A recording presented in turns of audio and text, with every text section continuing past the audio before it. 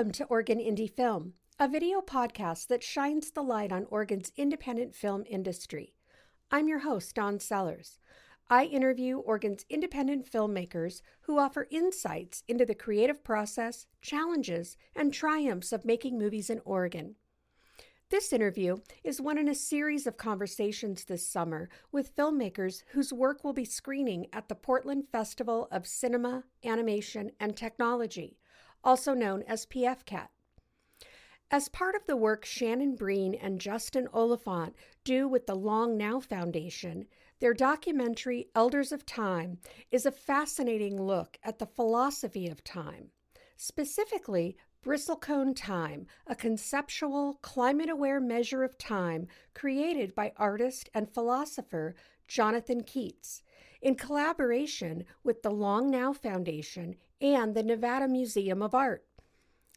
It is calibrated to show an irregular annual growth of ancient Great Basin bristlecone pine trees on Mount Washington in Nevada. This documentary will be screening Friday, August 21st at 6 p.m. in the Portland Documentary Shorts block of PFCAT at OMSI. I hope you enjoyed this episode of Oregon Indie Film. I'm here today with the co-directors, Shannon, Breen, and Justin Oliphant of Elders in Time, which is a short documentary that asks a radical question: what would time look like if it were measured by a life form that lives for millennia? And Elders of Time will be screening at the Portland Festival of Cinema, Animation, and Technology at OMSI in the Portland Documentary Shorts block on Friday, August 21st at 6 p.m. And this is actually the Pacific Northwest premiere of this film. It is indeed, yes. Yeah, so congratulations on that. That's exciting. Thank you. We have lots to talk about. This is such an interesting topic. I can't wait to hear more about your film. So I think we'll just start off by having you guys tell everyone who you are and what you do. Yeah, I'm Shannon, and I was a co-director, co-editor for this piece, and um, moved back to Portland about a year and a half ago. I actually went to art school here back in 2010 and went to the Art Institute of Portland, loved it so much. The film community was really special and has stayed with me all throughout my years since then. And left around 2014, came to San Francisco, where then I started working at the Long Now with Justin. And now I'm back up in Portland just because I couldn't get enough. So You great to couldn't bring stay away. our film back up here, back to home. Nice, nice. And Justin, how about you? Yeah, my name is Justin Oliphant. I've been with the Long Now Foundation since 2018, and I was a filmmaker before that, so I did a lot of short films, and actually walked away from that probably in like early 2011, just to kind of pursue experience design, which is more like theatrical work. But then also, I was still dipping my toe in and out of doing video work. And so there's an opportunity that came up through the Long Now again back in 2018. I took it. And then since that time, I've been sort of immersing myself in the Long Now culture and sort of like what long-term thinking means and what it means to sort of put on these talks. And had the lovely opportunity to be there to bring Shannon on to our team in 2020. And since then, which is to say, since I think fall of 2020, Shannon and I have been working together for the Long Now Foundation, which has been primarily video work around talks and the talks program that they have. But also, the Long Now Foundation is a group that does some really sort of like, I think the phrase they would use is audacious, big art projects. Yeah. And so that has also meant that Shannon and I have had the opportunity to be in very wonderful places to document some like radical ways of thinking, and also just some like really lovely pieces. And so, yeah, that's a bit about my background. So, the Long Now Foundation. So was this film sort of brought to the two of you by the foundation, or did you take it to the foundation as an idea? How did that all start? Well, it was a very like cohesive project with originally there's the clock that's been produced by Jonathan Keats and other clockmakers, but that's been in production for almost like 10 years because Jonathan Keats started it off by a talk and like this concept of like what would happen if we did this, and that was back gosh, what year was that, Justin, that he gave that talk? It was either 2016 or 2018, but Okay. yes, it's Yeah. yeah. So since then, I mean, it completely like transfixed the Long Now team and was like, this is incredible. We actually have property out in Nevada where Bristol Cones live. So there was just a lot of things lining up to then the production team at the Long Now started to help facilitate this happening. And Justin and I being the in-house video team there, we were just like, this is so incredible. This like needs to be documented. We were working a lot as well with the Nevada Museum of Art, and just great folks out there, and Mhm. wanting to support them with any videos that could be alongside the piece and stuff like that. And just being the filmmakers that we are, we're like, there's so Mhm. much to tell. We would love to like make a documentary about it as well, and kind of took off from there. Mhm. Yeah, and so the story really focuses on time, the philosophy of time, um, not necessarily the mechanics of it that we all know about. So there's the coordinated universal time, which is what we use, calibrated by the atomic clock and is very precise and efficient. But then this bristle cone time is just this philosophy of a variable relational time that's shaped more by climate and um, and survival, really. So tell us about that. Tell us about this philosophy. It's very interesting. Yeah, I think this is a thing that comes primarily from Jonathan Keats. So Jonathan Keats, as an artist, is somebody who thinks a lot about time and thinks about like really large experiences of time.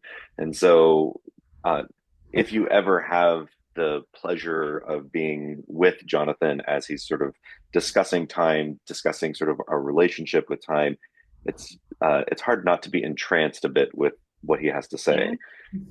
And so within that, his proposal was some form of actually just like, right, like time is uh like relative, you know? And Yeah. so what we are experiencing is relative to us. And UTC, Universal or UCT, Universal Coordinated Time, is really helpful for a global economy, to be able to like run computers, to be able to like meet your friends at a specific time to get something to drink, that is all really helpful. But in that act of going more and more precise, we started losing also what it means to feel time and just to be in time.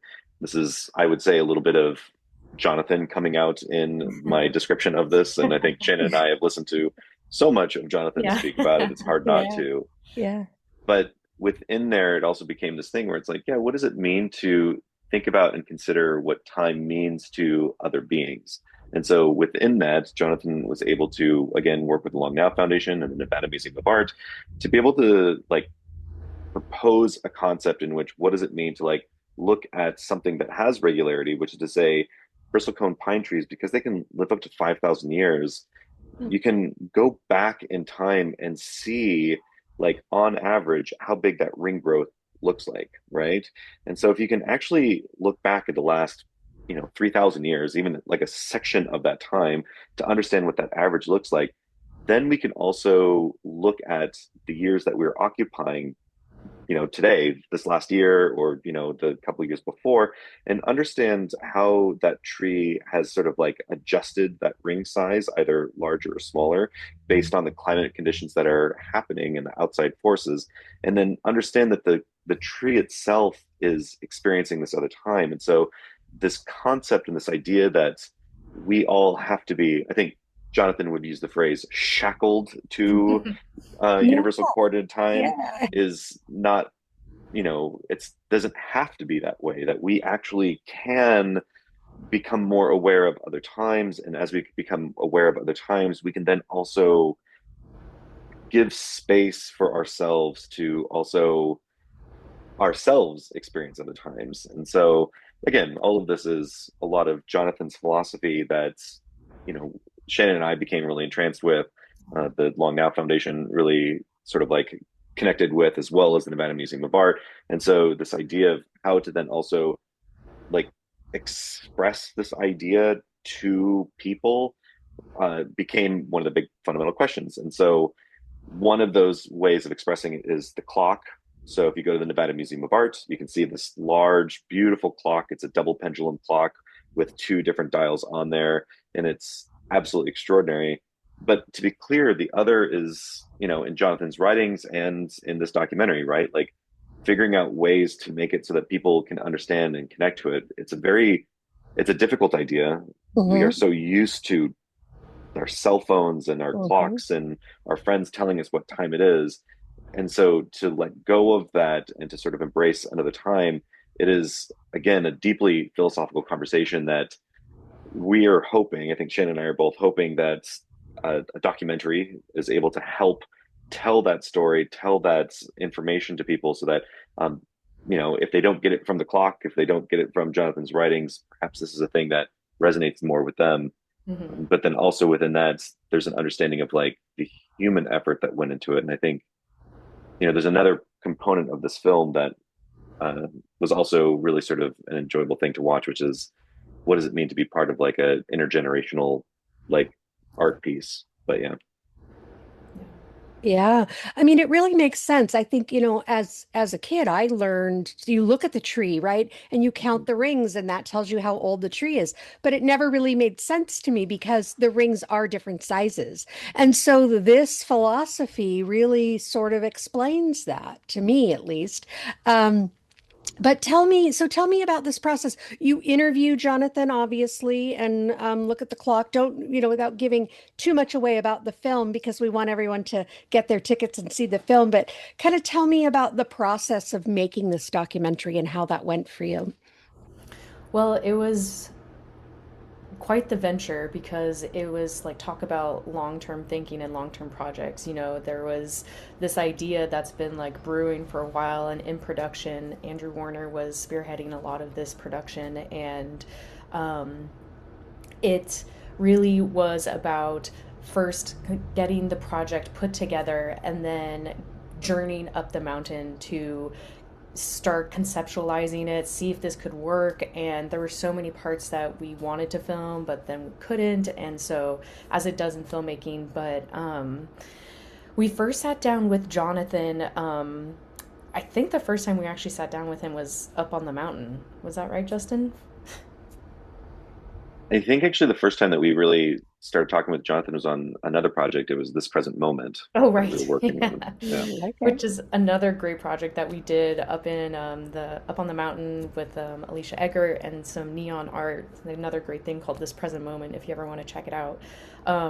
But so yeah, it was not a consecutive schedule of like figuring out, okay, we're having our interview with Jonathan now, and then we're going to be starting doing B-roll. We're going up to this. It was very much like going as we could with the resources we had, the time we had, the availability of like being in these places. Because Jonathan is also this like very busy artist, like going around talking about these other projects that he's been doing on measuring time, like via a river or like plants. Like it's a very fascinating world once you're immersed into it. Mhm.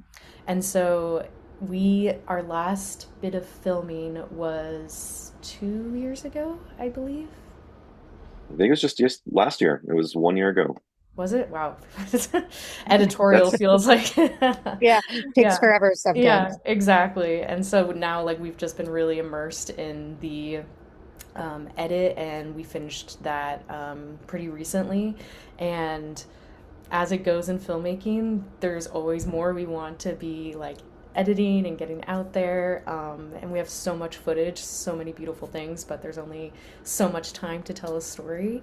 So we've been really lucky to now like get it out into film festivals and sharing it with people. And it's been so wonderful to start letting people see it outside of like our group of long-term thinkers and see how it lands with people like all across the world. We had a screening in Switzerland, up in Denali, and now we'll be in Portland. So Nice. And so the film, the documentary itself is only 20 minutes, that's right. Yeah. but you have all this footage. Is there a plan to make a longer version? Yeah. I It's difficult. I think there's this.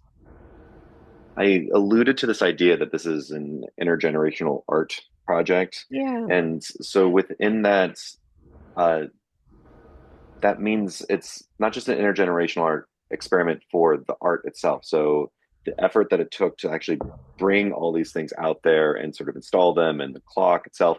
This is a thing that's supposed to go for 5,000 years, right? So like I it will have to outlive me. It will have to outlive Shannon, right? Like it'll have to outlive everyone that's listening to this podcast today, you know? Right. And so because of that, what we have to do is get people to care about it and to care about this thing because they're the ones that are going to then have to take it and see the preciousness of it and then sort of continue it on. And again, that applies to the art, but I think for us, it also applies to the footage. There are other stories that are going to need to be told about this project, right? Um, we don't know what the future of visual storytelling media is going to be. We have our guesses, we have sort of an understanding of that. But we ourselves, Shannon and I, often in editorial space, talk about this idea of like, what would future Justin and Shannon want, right? Like, if they are trying to understand this footage that we took, these interviews that we had, and sort of this idea of like, what does it mean to reach to the past, consider what that generation, which is to say our generation, is trying to say about this and trying to say about our relationship with time, but also more specifically our relationship with long time, then it also is going to need that future generation to be able to look back, understand what we're saying, and then reinterpret it in the context of their time, and to be able to sort of understand how that plays out.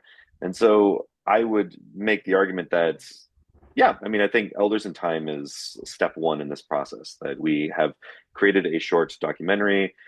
We have examined the footage, and there's probably another 5 minutes of compelling information that we could probably put into like a half-hour television like block. Yeah. Mhm.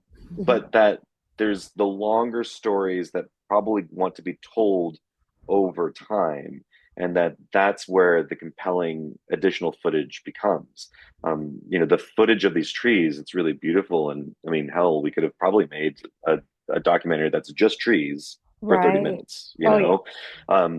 but that footage might become more compelling as those trees themselves grow or die, or new trees come out, or the weather has changed sort of like their relationship with the land itself. And those will be things that we hope future filmmakers actually engage in, and that we can make that engaging for them. Yeah, it was also a great opportunity to work with like other filmmakers too that are actually Yeah. talking with Jonathan and like talking about long-term art projects. They're Brandon Vetter and Patrick Shen. They're working on a documentary all about um, Jonathan, this project, and then like other art projects around the world that are taking like generations to finish. And so they very much are approaching their documentary film as like it's going to be this one thing right now, but then in generations they have footage that they want people to take over and like kind of pass the edit and the story to the next generation. So it's been a really fascinating way of like approaching putting together a film and knowing that like the edit is never actually locked, because you hope that it gets taken over afterwards rather than completely locking everything down and it just being like done. Yeah. Interesting. And so with this kind of a project where it is just this really long-term insight, what kind of safeguards are you taking to protect the footage and protect the information? Because as we know, technology, is evolving really quickly. Um, and so talk about that. Tell me, have you thought about that? I'm sure you have. But tell me about that, what your plans are. The, Well, Go ahead. Shannon, do you want this? I was just gonna say, I think working for an institution that's like there are main like morals and values around long-term thinking Yeah. and like making sure that information lasts and is available to people. That's been very in line with our workflow already. There's like an acronym that Long Now uses a lot called LOCKS. Lots of copies keep things safe. Oh, I like that. Yeah, and so that's been like a very big like philosophy of our workflow, and then just like our own like ways of that we've learned in our filmmaking careers of like how to ensure things are readily guarded in the best way, but is still available to other people. I think Right, it's because been, it is sorry, kind go of a fine line. You want to protect things, but you also want them to be available. Right. So that's a good point. Yeah. Go ahead, I Jess. think there's, I was going to say, Shannon and I think also we're becoming filmmakers at a time in which we were also seeing a transition happening, right? Hmm. Like Hmm. when I was going to film school, there was still film being produced, right? Like you'd get an 8 millimeter or a 16 millimeter, you'd be able to sort of like shoot on that. But also it was the advent of DV. So mini DV tapes were the common thing. We were constantly using mini DV tapes, and we were going from that to then, 15 years later going into HD, and now we have 4K. We've got, I mean, it can go as many pixel resolution as you really want at this point.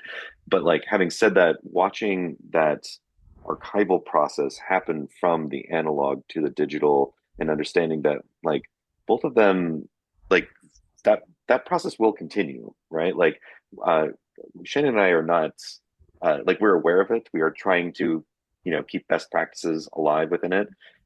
But we are also very aware of, there's a concept also within the long now called the digital dark age, which is also sort of recognizing that as we walk away more and more from the physical media itself, we may find ourselves in the future at a time in which we cannot read these things that we had, you know, digitized, thinking that it would Right. be safe Mm-hmm. going forward. Mm-hmm. And we're going to have sort of this like moment in time in which maybe like actually that knowledge base is lost. Hmm.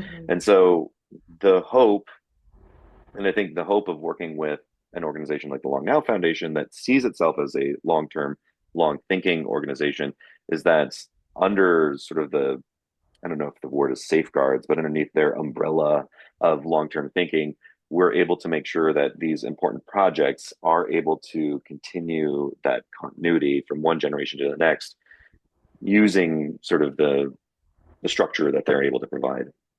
Hmm. Yeah, and that'll evolve and change. I mean, we all know that it will evolve. 100%. Yeah.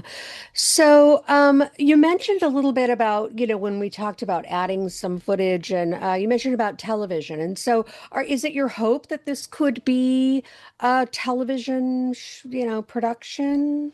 Are you, I mean, It This was a thing that came up with the Nevada Museum of Art, right? So they're connected to their local public access, yeah. and it was very much this like, hey, like, I mean, I guess it wasn't even public access; it was the um, sort of like our equivalent of like KQED here in San Francisco, of like, if we can get it into that nice block, we can see about, broadcasting it that way. It's not a thing that we've pursued at this point, and honestly, some of it is just from a timing standpoint. We had Mhm. other projects that we needed to work on, and we needed to wrap it up. Um, but I think both Shannon and I would love to revisit, and try and figure out how to tell the story to a broad audience. Yeah, I think that's the beauty of taking it to festivals right now in the form that it is because we can really see what's working for audience members and what isn't. And we obviously have our own notes of things that we want to like keep dipping our toes into, but had to just hold the line.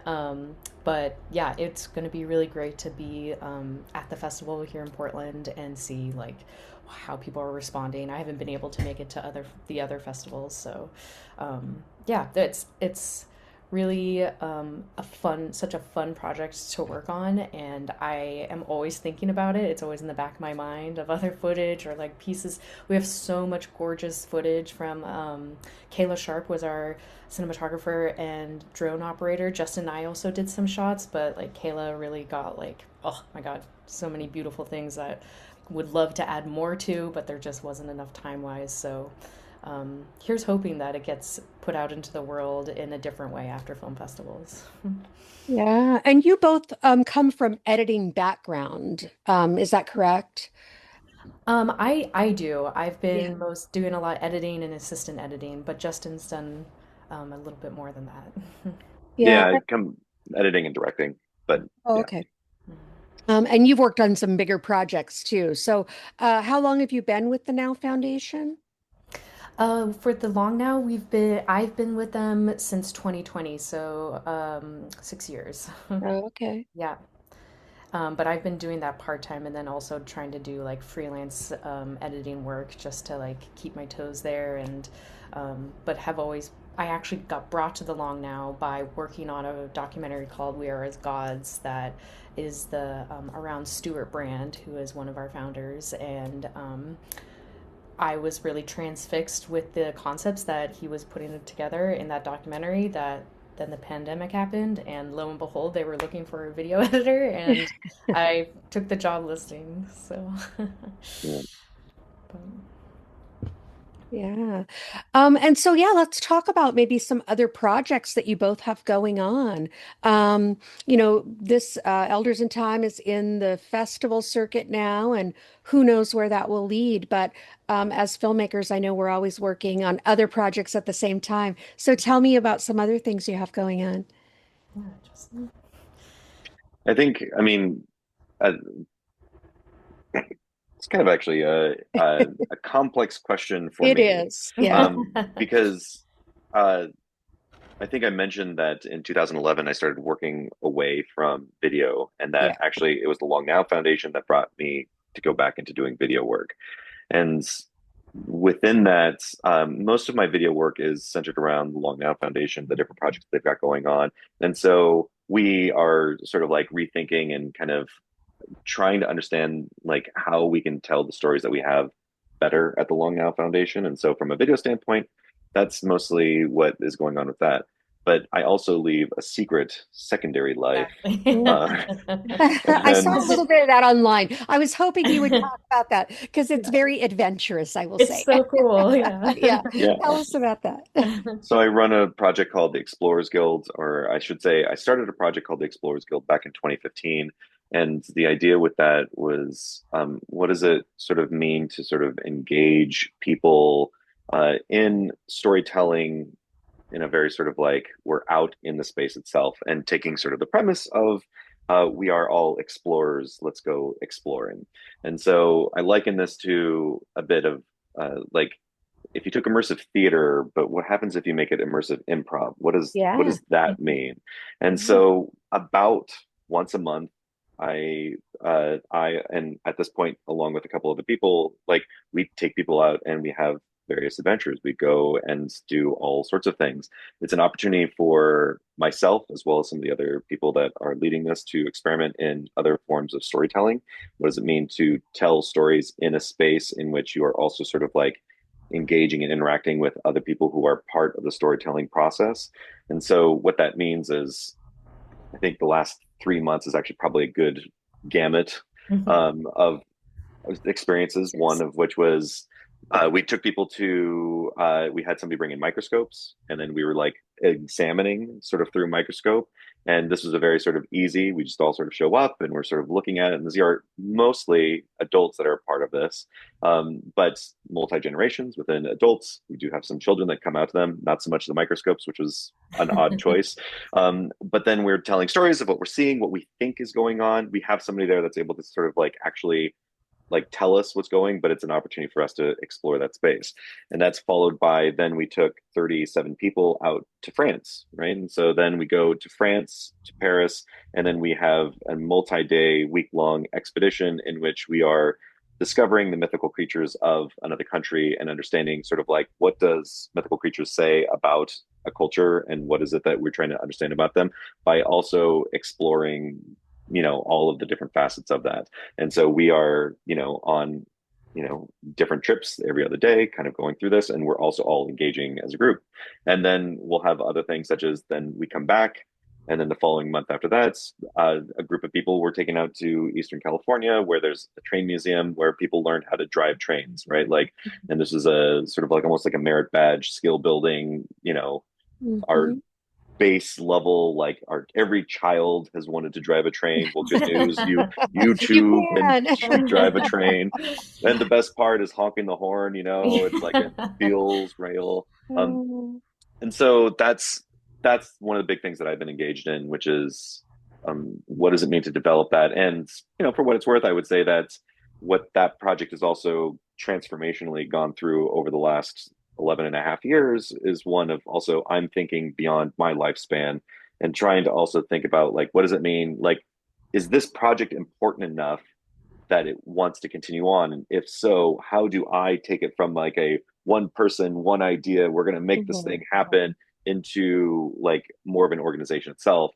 And so for the last few years, we've transformed into a 501(c)(7), which is a social club, sort of similar to like bowling leagues and things like that. So it can handle money, kind of disperse it. There's a board, and then being able to like make it so that the ownership of it is more broad, and that other people are taking on that responsibility. And I'm now trying to explain and describe the artistic process of like why I have done all these things the way I have. What does that mean? But also making sure that that structure feels like if you can understand why, then you can then make it something else. Today I'm chatting with some of the filmmakers you'll meet at the Portland Festival of Cinema, Animation, and Technology, also known as PFCAT, happening August 18th through the 23rd at OMSI. At PFCAT, you'll experience 170 indie films from 30 countries, filmmaker Q&As, educational panels, and networking events. It's 6 days of events that brings our local community together through visionary film and animation. There's a free creator expo on Saturday, August 22nd you won't want to miss. Find the full schedule and tickets at pdxfestofcinema.com. This link will be included in this episode's show notes. Hey there! If you're enjoying this episode of Oregon Indie Film, don't go anywhere. We've got more great conversation coming up. And if you believe in uplifting local voices and the power of independent storytelling, we'd love your support. Hit that follow button, share the show with a friend, or leave us a quick 5-star review. It makes a big difference. Want to get more involved? Reach out at OregonIndieFilm@gmail.com. Now, back to the episode. Right, like you can, if you understand why we have the ritual of like going into like explorer mindset and why it's important to let go of that explorer mindset at the end, then you as a designer, as a storyteller, can use that to tell stories effectively for yourself. And Mm-hmm. I have found that that process of what does it mean to literally take people, have them embody a story and be in that has also been extremely effective. It's something that like people walk away changed. It's like real transformational experiences because they are, it's not like they're reading a story or watching it on a screen. They are Right. themselves that story. And this all for me, which is to say the work with the Long Now as well as the work at the Explorers Guild, helps me to sort of find that balance because I really do still love making films. Having that kind of control is really sort of like great. I love the magic of cinema. There's nothing that beats sitting in a theater and then that moment afterwards where we're all like, "Whoa, did you see that? That was pretty great," and it's all kind of coming together. But I also have a lot of appreciation for, you know, again, the sort of experiences design that I've been doing it, So are you exploring. filming these expeditions then? These are all mostly cataloged through. I don't want to have it go too much into Yeah, the yeah, yeah. artistic practice Yeah, of it, yeah. but there's a few ways in which we are documenting it. One is people take photos, it's a Yeah, perfectly normal thing. But we have a book that every time that we go out there, it's mostly just a blank book, but every year we create one. And each yeah. year you start with a sign in page, and then that book gets passed around, and we document our experiences through the series of doodles or little like conversation snippets that we capture, whatever it may be. And these are not masterpiece drawings. Most of what's in there are stick figures. Yeah, yeah, yeah. But But you're documenting it. And so Right. these people are experiencing it firsthand, and then they're also helping to document. Yeah. that's correct. And so Yeah, within that, they have that sense of ownership of what was important to them. right. And then I, as sort of, we call it the explorer lens, in which I, as a captain of it that sort of leads out, I am also then trying to interpret that experience to be able to make it meaningful for them, that they also then have this, like, oftentimes immersive experiences are very ephemeral, right? Like when we go to see a film, one of the nice things is that you have a film. There's like, you can Right. watch it later. That's an easy enough thing. Exactly. Mhm. But for most people that are in this moment experiencing it, it's hard to then like, you can talk about it as a series of events, but it's hard to sometimes describe the emotion, like what happened, like how you left feeling or how you left changed. And so giving people either again doodles, like they have something that they can take a look at, or a captain's report, which is what I do sort of at the end of it, to be able to say, right, this is what happened, and then I felt this, and then you could, people can hopefully be transported into those feelings. Is the challenge of that great art experiment. And, for what it's worth, I see this as my long-term art experiment. It started again back in 2015 as this idea of like, what happens if I stay with the project? I mean, like with film, we're on and off projects all the time. So it's just sort of like, right, like, I really immerse myself for an hour. It's really sort of, or like an hour, a year. It's really great. I'm like working on this thing. And then at the end of it, I kind of like walk away and then I'm working on another project. So what does it mean to sit there and say, I am going to give 10 years to a project, And if you have 10 years to develop something, it means that it doesn't have to be great right out of the gate. And in fact, you can start developing it. And I think this is a thing that these are my opinions about the state of television, right? Is that often like television gets better as they start understanding their characters, like what makes it unique, Mm. what their perspective Mhm. is. And often there's so much investment in it being great out of the chute. And if it's not, we're going to just cancel you. Right. It means that they don't have the time to develop that. And so this project is one that there's there's almost I previously had no accountability to anything. Nobody expected it to succeed. Nobody needed it to succeed. It was my own sense of success. And so I can renew it for as many seasons as I want, as many like times as I want to keep doing. And that Yeah. has allowed me, as well as all the participants that have been a part of this, to start identifying what's important to us and how do we put that into an experience and a thing that is meaningful for us. And because of that, it has built that meaning out. And I think that's a Mhm. thing that's been important for that project. Mhm. So Yeah, when there's no expectations, you have the freedom to make it more joyful and more yeah. meaningful. Yeah, I love that. So has your work with the Long Now influenced that project, or was that project influenced by the Long Now? I mean, it's hard for me not to be influenced by all the things in my life, right? Yeah, yeah. And so what was interesting for me is that uh lockdown changed a lot of things for a lot of us, It right? did. It changed the world for sure. Yeah. uh but one of the things that brought up was I was realizing, oh boy, this is important. And oh, if it's important, like what if something were to happen to me, and like what does that mean to create continuity, right? Like and a longer continuity. So that's about around the time that I started looking into that.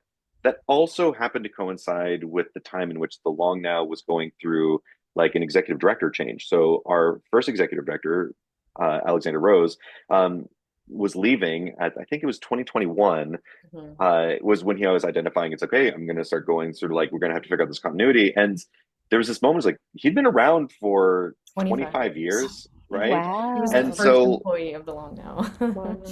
right, so what does that mean to like have an institution that's going through that change? And so I would say the process that the organization went through was helpful because I was also thinking about it within my own project, and I was like, I mean, totally different scales, Yes, right? yes, Like, yes, yes. but it helps to sort of validate the feelings that I was having. And it was validating to know that this too is a story, right? And these two are things that it's like trying to figure out how to communicate to to people is a thing. And again, the Long Now Foundation has a much broader sort of, responsibility. They have, a much more cultural weight within the world. But even on the very small scale, I think anyone who wants to work on a project in which wants to have longevity or you want to make sure that it lives beyond you, I think this is an important lesson to have and to go through. And it's a thing that I had not. When I was in film school, I started, I went to UC Santa Cruz, go Mhm. banana slugs. Uh, and I was one of the people who started SCTV, which was for me an opportunity to get cameras and sort of like production equipment in the hands of people beyond just their junior and senior year, which is what the film department offered. But then there's this moment where it's like I graduated, and then like we I should say, fully considered what does the handoff plan look like. Right. When you start something and it's important to you and it was really great, what does that mean to give it to the next generation or the next people? And for what it's worth, again, this is a thing that I think as a filmmaker we don't really. It just kind of gets boxed up, and Right. it's like, great, like Yeah. here's the hard drive, there you Yeah. go, that's Yeah. all the things that you Done. All need. done. Moving on. Yeah. Yep. Yeah. But then what does it mean to do that becomes actually an important thing. And I think actually this is definitely an idea of the Long Now Foundation Yeah. that has stayed with us, which is what does maintenance mean? And I think actually like these projects that we work on is like I keep thinking about this idea that it's like what feels lacking to me for people is this idea of maintenance and maintenance responsibility because often it's just easier to buy a new thing. It's like, oh, the car doesn't seem to be working. It's kind of a problem to maintain it and whatever it is, get rid of it. I'll just buy a new one. Yeah. But it's like, oh, but what does it mean to actually have something that you can maintain? But also, what does it mean to have things in which are important enough to you that you take the time to maintain it? And because there's so much of a focus on the initial creator or the initial, like, I've got the thing moment, that becomes the thing that we are often as people focused on is that as opposed to sort of elevating this idea of the maintainers, the ones who I've identified this is an important thing and we want to keep this going. What does it mean to like for us as a world to promote those people and say, oh, the maintainers, now those are the real heroes? Right. um so anyway. Yeah. Yeah, making Yeah. sure that the story gets told like in generations. Yeah. Yeah. How about for you, Shannon? Is there work that you have been influenced by the long now that you Mm. want to do or on I the think it's horizon? really influenced my decisions on projects to be working on. I think that it's really being a freelancer, it's really easy to like see a gig and be like, all right, I need to fill my time, I need to get some work, like let's do this. But actually deciding the stories that I want to be a part of, it's like a luxury in a way to be like have a choice of like what to pick to work on. But I find that like doing that now, it's like really honing in on some storytelling and the people and places that I want to surround myself with, and then unfold just how I can like give that back to community. So this past year I was doing some assistant editing on two other projects, and one that was like really influential on myself, the editor. It's called Postmortem. It should be coming out next year. And the other one was around the gun industry here in America, and that was, there's so much around that. Oh So, my gosh, yeah, two yeah. really heavy topics. But then something that I've been doing for since 2017 was actually working with Northwest Documentary here in Portland, Oh, and good. Yeah. yeah, and then working at the summer camps that they do with OMSI, and they're the Yeah. Doc Explorers summer camps. And so, what's been really cool of like working on these big stories and projects with the Long Now, and then freelancing, and then over the summer working with kids and teaching them from like the get go of like this is how you use a camera, this is what a 3-act story is, this is how you edit something.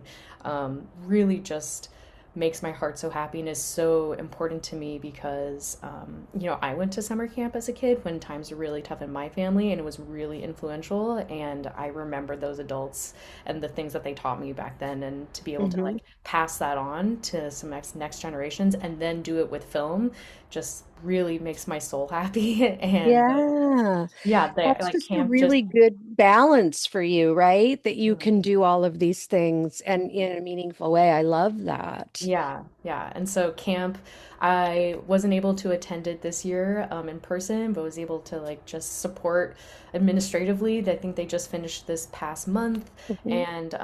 and so yeah, now throughout the rest of the year, working with Northwest Documentary, helping with like programming on like we're doing programming on Thursdays to watch films of other filmmakers in the area, night school for folks that want to learn things about film and just like don't have access in certain ways, and then works in progress screenings of filmmakers that want to get ideas of like how their film is landing with people, but just needs a space to facilitate that. So Northwest Documentary has been a big hub for me in my community. Yeah, they've actually been on my list to interview for the podcast. Oh, So great. I'll have Okay. to chat with you about that later. Yeah, yeah. Sam Gady, And he's great. I'll connect you with him. yeah, that would be great. Um, And I love that you're just helping people tell their stories. I'm of the mindset that everyone has a story and Yes. the world needs our stories, needs all of our stories. So I love that you're doing that. I always ask this question of all my guests, and I know that you guys are going to have amazing answers for this. I'm putting you on the spot here. Um, but what is your big, beautiful dream for yourself? So Hmm. if time and money was not an object, um, what what do you dream of doing? Oh, that's a great question. Mhm.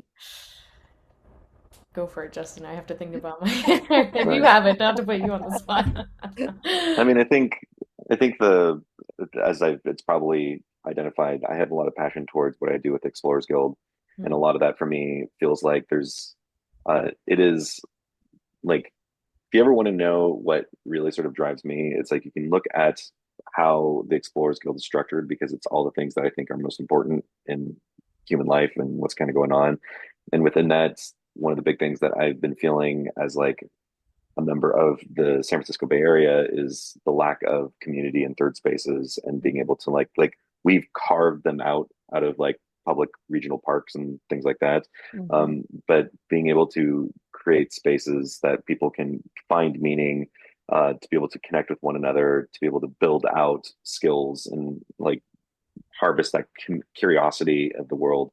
Um, those are all things that, and of course, just exploring, right? Like it's right in the name for us. It's just like um, I love that. I love all those things. I really appreciate actually working at the Long Now Foundation and the projects that we've gotten to work on, mostly because it still taps into a lot of that. And so, like, I take that role very seriously of just like, what does it mean to be a single link within a chain of possible Yeah, people yeah, down the line?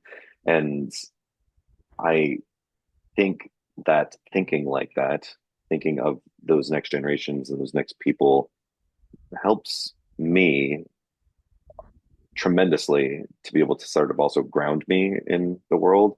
And I would like to be able to give other people that same opportunity to find that grounding in order to, build a better world, um, yeah, to make a better place for like, even like I'm probably more personal than it needs to explicitly be known, but like I don't have plans to have children in my life, but I still want a better world for right. kids.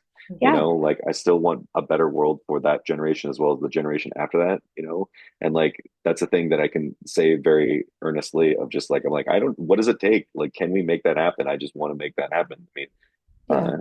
so yeah. Yes, I think we can make that happen. Yeah, Yeah. It takes all of us, but we can do our part for sure. Right. I It love takes a that. village. Yeah, yeah. that's correct. Yeah, similarly to Justin, I think just really supporting the next generations of like telling stories, feeling supported, and having these resources to like do these things is really important to me. I think that I would really love to work with kids more often. I love doing film work and working with the Long Now, so it's a balance, and I think that's what's so wonderful about like the freelance part time work to like get to do these other things. But in the at the end of the day, I think I've always really dreamed of like running my own summer camp or after school program for like teaching kids this stuff. And yeah, just letting them be kids, play, know they have a safe space to do so, and adults that are safe and can support them in ways that like maybe they can't find in everyday life. Um, Mm. yeah, that's something I've thought about a lot, but also similar to Justin, like want to explore, make more films. Like Yeah. there's yeah, so many things to do, but kids I think really are there's so much creativity and like the beginning of their lives, and to support them in any ways they want to like express that has been such an honor of my life that I'd love to keep doing that. Well, and it's the future. It's Yeah. the future of the world, right? So I think nurturing that however we can is so important. And it sounds like both of you are taking steps to your big, beautiful dream, which I love. I Mhm. love that you're actually experiencing part of that now. Mhm. Do you have any advice for someone who wants to make a documentary, or maybe somebody starting out, or kids who might be listening? Yeah. What would you tell them? Yeah, absolutely. I think that it's again kind of back to the ethos of like it takes a village. So like we all started somewhere, and I very much approached my filmmaking style of like uh, reaching out to my community and talking to people, and it's okay to ask for help, it's okay to ask for assistance. And I think that's like what's so great about places like Northwest Documentary. You can rent equipment for free, we have edit stations that you can use for free, and a lot of the time that doesn't exist in a lot of places, and I think that's what's so special about Northwest Documentary. And there's just filmmakers hanging out in that space all the time, and anytime I've been there editing something or showing something, it's always been very open of like, hey, I had this idea. What do you think? Oh my gosh, I love that. I'm actually free Tuesday. I can help you film. Like sometimes it's just about getting yourself in those spaces, and just taking a chance on yourself. It's okay to like put yourself out there, and it'll come through. Yeah, I love it. Things come together. I love that. They do. Yeah. How about you, Justin? Any advice that you could give? Tons. Yeah, I know you have you have so much experience. When I was researching you, I'm like, Yeah. oh my gosh, Justin has so much experience Yeah. that yeah. So I know you have great advice. What is it? I mean, if we're talking about early on, there's two things that like for me was number one, just go do it, Mhm. just experiment and Yeah. don't be afraid to fail, right? Like you are trying to find your voice and you will try to figure out what that means. And uh doing something new is extremely uncomfortable, but like that's okay. And so during that process, just start figuring out what is it that you like, look at other things and figure out what you like. It's okay to mimic, right? Like to sort of Yeah. like identify what is it about this that you enjoy, that you really like. And so, but while that process is happening, and this is where I think my film instructors would appreciate me more saying this now, which is also like as you start going through that production process, that's a technical thing. And a technical thing is like teachable. It's very sort of like you can go to classes and learn that. So like you may feel the drive to like have to have a camera in your hand in order to like get your voice out there, which is partially true. I think it's very beneficial to be able to do that and experiment with that. But the other part of it, and something that took me years to start figuring out, is, but what's my perspective? Mm. Like, what's my voice that is different than other voices? And Mhm. this is a thing that even like we're talking about again, 2010, 2011, around that time, me walking away from film was actually because I felt, even after all this time, I didn't have a voice. I didn't have a perspective. And that the things that I was doing was just like some form of I'm just taking a script and making it happen. And it is, you know, and I'm kind of copying the other things. I'm taking that technical thing and I'm executing on it. But I was really in search of, but what do I have to say about it? Like, and do I have personal stakes in it? Or is this just what I think I should have stakes and feels about? And so again, this is the two-prong approach of just like on the one hand, go out there, just edit. I mean, like if you have a cell phone at this point, you are shooting on a Yep. better camera than Right. I did for Yeah. most of my life, So right? true. So Um, true. and then on the other hand, while you're learning those skills and kind of going through that process, start thinking about who you are, think about who you are to your friends, think about who you are to your community, and think about who you are to the world. And then what's the thing that's so important that you need to say, that you need to let people know about, that will come out through that technical side that you've developed over that time. And don't forget, it takes years. It's going to be okay. And failing is part of that growth. And so within that, just know that you are a whole person trying to figure that out. And so are so many of us, and you'll find it. Yeah. Yeah, I think that goes for writing too. Yeah. Not just film camera work, but also writing. I think, just doing it and then evolving from that, filmmaker to that good filmmaker who has your own style and your own messaging. That's really important advice. So thanks. Yeah. Well, where can we find you guys online? I know I found both of you on LinkedIn. So I'll include that. But what links should I include in the show notes for people to follow your work and what you do and maybe reach out? Oh, thank you. I'm not on social media, so I do have a website, shannonbreen.com, and then LinkedIn. I kind of have a small internet footprint, but love hearing from folks and always want to like talk about stuff. Yeah, and Northwest Camp, which Yeah, you're part yeah. of that. So If you yeah, come by Northwest Dock, you'll probably find me there. yeah, great.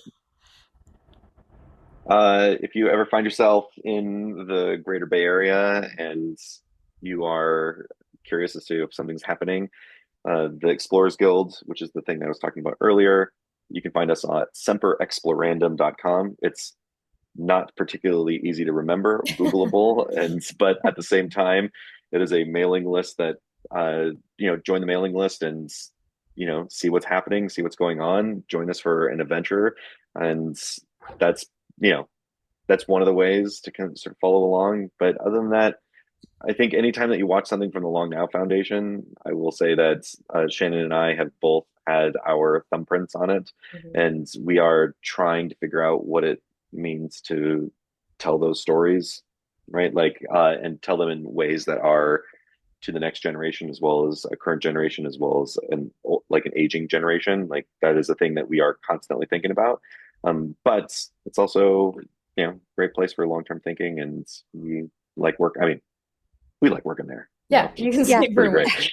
we actually have an event September 29th that's featuring Jonathan and a couple other folks that have done work out in Nevada, and we'll be live streaming it and kind of talking about the project. So um, Yeah.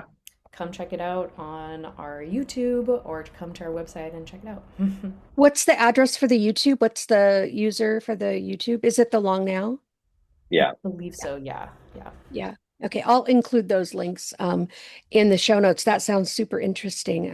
I'll probably join in on that. Oh, But great. Yeah. um, yeah, and so everyone should get their tickets for the Portland Festival of Cinema, Animation, and Technology. Elders in Time will be screening on Friday, the 21st in the 6 p.m. block. And I am actually going to moderate the filmmaker Q&A after that screening. Amazing. Okay. So I'll have to come up with more questions for everyone. Because by that time, I will have interviewed all of the documentarians for that block. So Nice. it should be a really fun Q&A, I think. Amazing. But yeah, thanks so much for being here, taking the time. Super interesting work that you guys are doing. Thank you so much, Don. This has been such a pleasure to talk to you. Yes. Thank you so much for letting us on. Yeah. Thanks so much for listening. Be sure to get your tickets for the Portland Documentary Shorts block. You can also get the full festival pass to fully enjoy the experience. Visit the website pdxfestofcinema.com.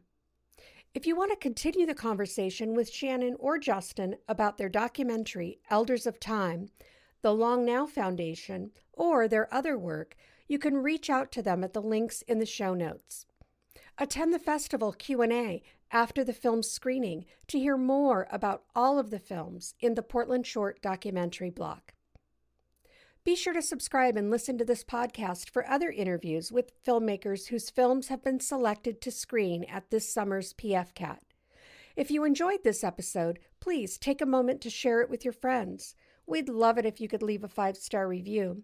Help us connect with more indie film lovers. Would you like to support the podcast by becoming a guest or a sponsor?